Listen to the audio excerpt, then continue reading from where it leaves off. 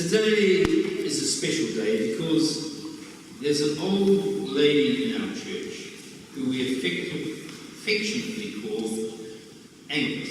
Agnes? Agnes! Agnes? Not Agnes.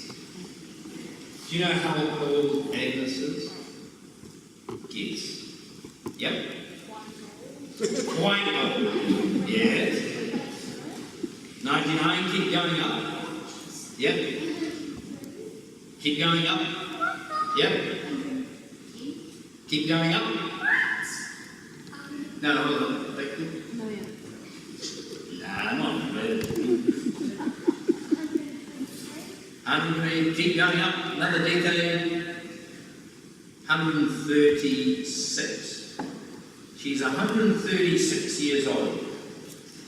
And she sits here in our church, and she's right there, our organ. And she's called, what is she called, Agnes? Agnes Munro was the wife of the first minister of this church when it was in a different place. And when they first started, they didn't have an organ. And Agnes thought it would be a very good idea to start fundraising for an organ, music and accompany their hymn singing. So she single-handedly started the fundraising and raised £400, which was an awful lot of money in those days because you could get a nice house in Remuera for the same price. So do you think £400 would buy you a nice house anywhere today? Probably not. Yeah, so that's what happened.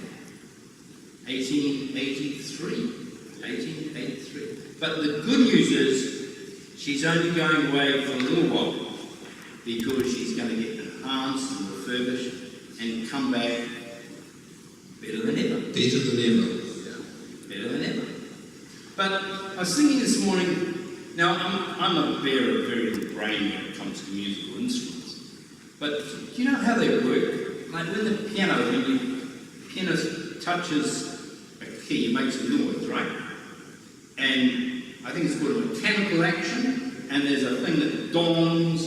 If you look under that hood sometime, there's like a big wire, so it comes down and makes a noise like that. Now, organs don't work like that. They don't have a thing that goes a big dong. And I'll try this out, Stephen can correct me.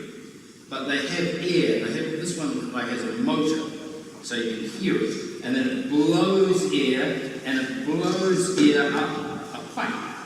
So it must have something on the bottom stopping the air going. Stephen touches the key, lifts it, the air goes up a pipe.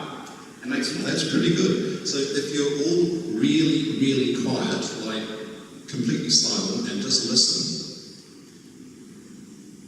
You can hear the motor. Can you hear that faint hum noise? That's the big fan that lives out the back in the flower room, actually. And it makes a lot of noise out there, but because it's behind a wall, it doesn't make much noise in here. And that's constantly blowing air into a big box at the back where the pressure, and if you blow air into something and there's no way out, what happens? The air pressure builds up and up and up and up until it gets to the right level. So that when, as Glenn said, when I press keys down on the keyboard, it opens little valves under which pipe I want to sound. And lets the air into the pipe, and the air rushing through the little mouth of the pipe makes it go sweet. And the other hopefully in a tune. And the other cool thing, Stephen, is that sometimes they let out the air from more than one pipe at once. So it's like a combination of pipes. So they go, and that's pretty at different pitches, so you can have high notes and high notes and low notes, and ones in between all sounding together. Yeah. Like a choir, really. You got any questions of Stephen about it? Oh, there's a keyboard for my feet too, so it's really cool. Playing with my fingers and my feet. Yeah, in fact, it takes a special type of brain to actually work fingers and feet at the same time. It's really interesting. There's a whole sort of brain stuff about fingers and feet. I'm going to say, I don't, yeah, there is. Organists use part of their brain that nobody else ever does, yeah. apparently. Isn't that interesting? It is. It's got a strange... So that explains why I'm slightly weirder than everybody else. And you know something else, just before finishing, is that there's someone in this church who played this organ for over 50 years. Murray. Hi, Murray. How many years did you play the organ for? 50. Wow, it's pretty amazing, isn't it?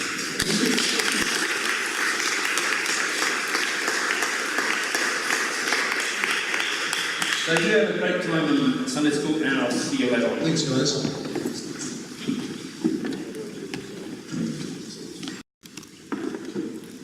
This little farewell now to the organ. Just want to tell you some of its history first. Just a few minutes from me, then a few minutes from Stephen about what's going to happen to our organ, and then a few minutes from Alexa, who's been part of the fundraising team. There's been two main committees. The organ review team, who put together the specs and everything, and looked at everything, brought it to us, and we said, yes, we want to go for that one. And then we've had the organ fundraising team who've been working for 2.5 years now. But first of all, I wanted to say a little bit about the history. There's been a church here on the site since 1875, and we originally had a harmonium to accompany hymn singing. But quite early on, just 7 years after, Agnes, the minister's wife, G.B. Monroe, they lived over the back, set about raising funds. I thought it was 350, but 400 sounds good. But they raised it within a year, and then ordered it from England, the organ builder being Bryson Brothers and Ellis. The original organ was blown by hand. It was like a foot pedal, actually. Pumped it out the back. Right, okay.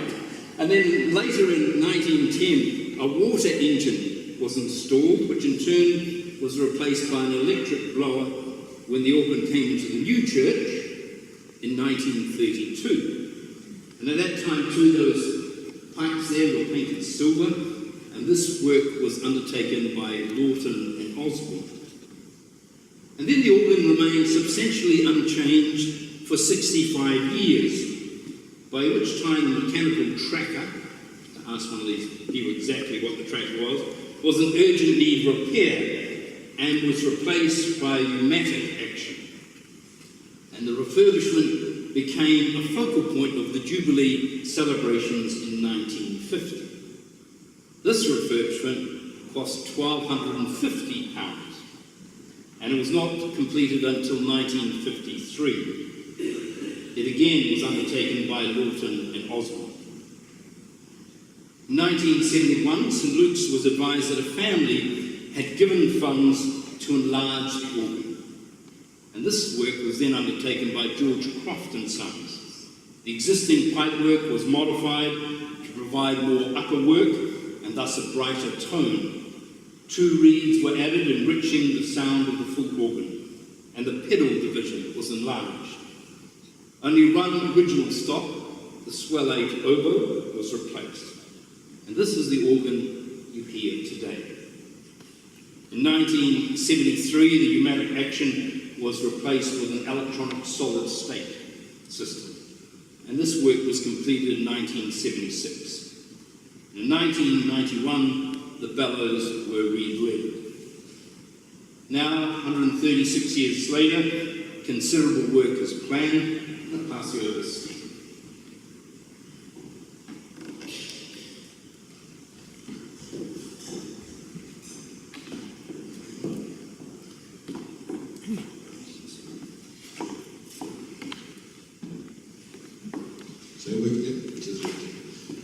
Just before I get on to future, I thought I'd just give you some statistics about Agnes as she currently is.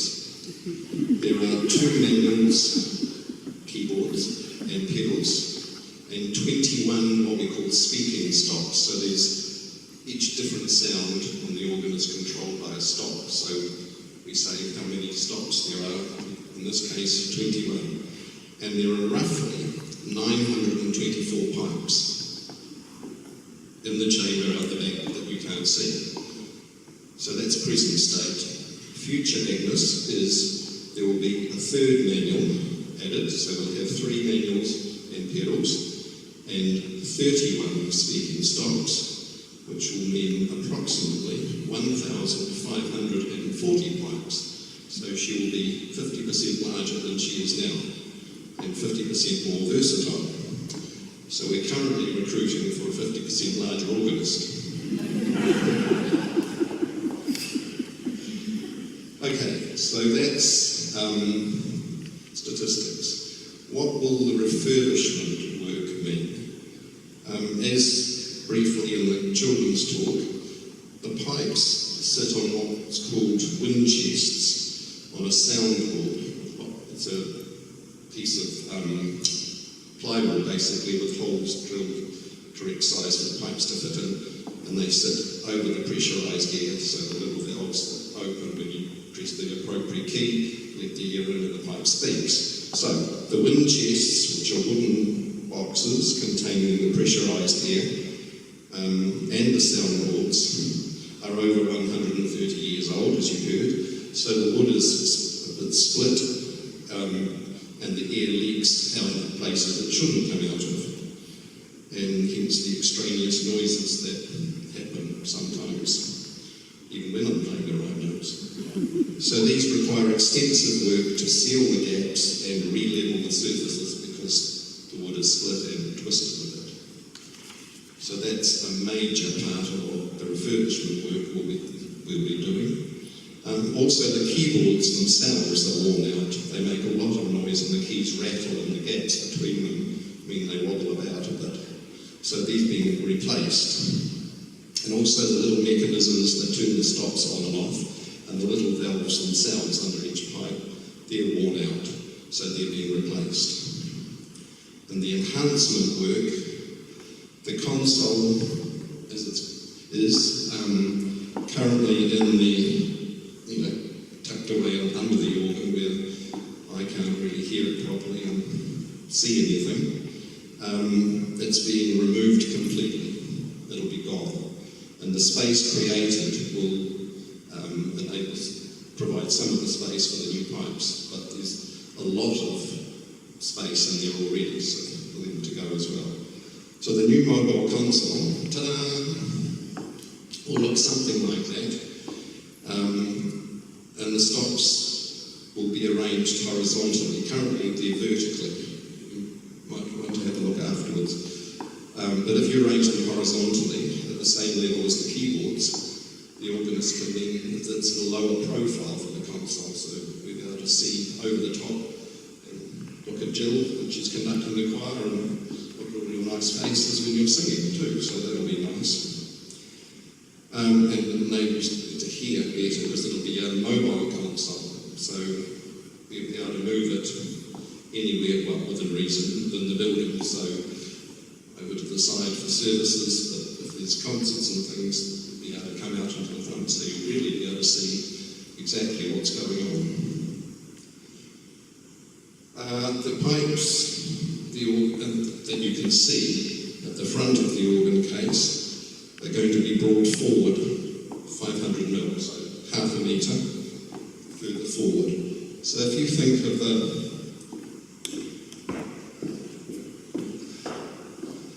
this like a drawer, at this height, it will come out about there. So that will be up, and all the pipes in the rows behind will come forward as well. So the sound will be able to get out into the building better because they'll be angled this way. Currently they're angled that way, and they shout very loudly at that wall up there, and what you hear is reflected sound. But it'll be more direct, and it won't necessarily be louder, it'll just be fuller and clearer. The console will have modern playing aids. It's a very old-fashioned console at the moment, which means the organist has to do a lot of organ management as well as play the notes. There will be modern devices to assist with changing the stops and the sounds more efficiently. The front pipes will be spruced up and a bit brighter, and the organ will be just generally better presented because it's a bit dull at the moment, I think, the pipes anyway. So, Mrs Munro will come back from her 6 or 7 months at the Organ Builders Health Spa with a new lease on life, and she will sound magnificent for many more decades. Please.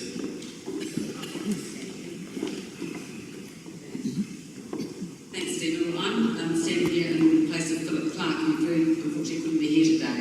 Because Philip has been the leader and really the great driver of our organ fundraising team.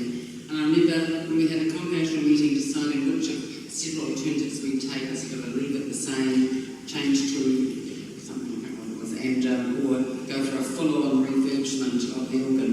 And I remember Philip standing up and pointing to the words on the pulpit, "Where there is no vision, the people perish." And I felt very strongly he was absolutely right. There's been a vision behind this, which has come from Stephen and Murray and Grant and Jill and many other musical people in this congregation, that we want a wonderful organ, and we're going to have one. So, raising the money, just quickly, what we did, there were 4 approaches. The group, by the way, was led by Philip. It was Nick Pascalis, Stephen and myself, and Grant when he was alive. We went to a number of philanthropic sources, and we've currently got 235,000 from those. Those are things like the ASB Trust, or whatever it's called now, differently. And we currently have another 60,000 grant application with another trust, which we will hear about shortly.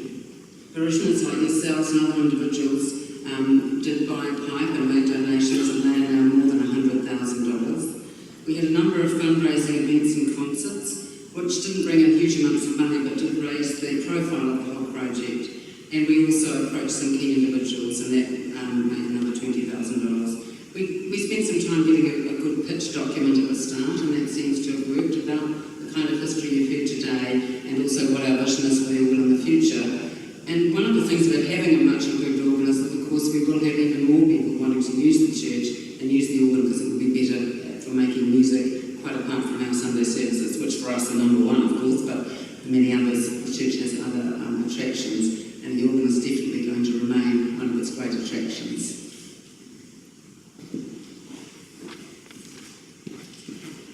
Thank you, Alexa, and thank you all who've worked so hard for this and given so generously.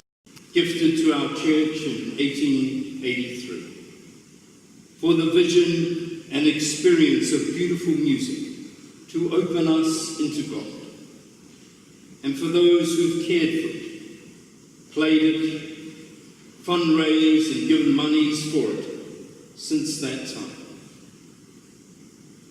May we be blessed as we now go forward to enhance and refurbish it for future generations of music lovers.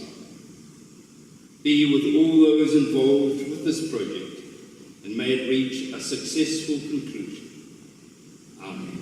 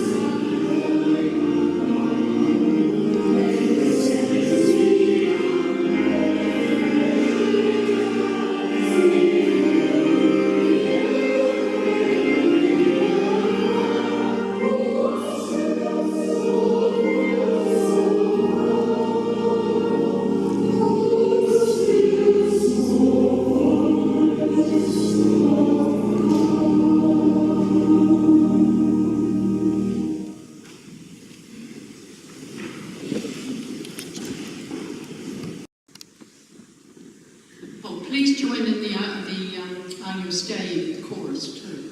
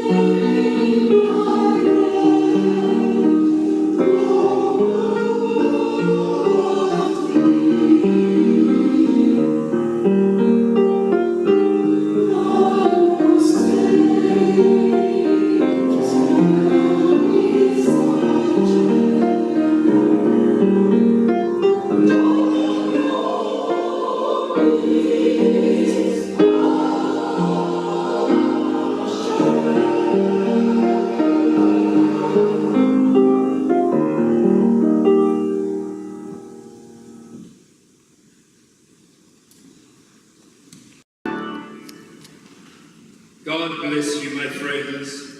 May the seasons of your life be held in love. May your winters be short and your summers long. May smiles pour upon, warm like the sun, and may your tears refresh like the rain. May your garden flower abundantly, sweetening your neighbourhood, and may your roses always bloom larger than their thorns. God bless you, my friends. May your wisdom increase like a deep-rooted tree, and may peace always nest in its branches, to sing you above the noise of storms. May you always see yourself in God's plan for a blossoming earth, and may the fragrance of your truth be a celebration for all. God bless you.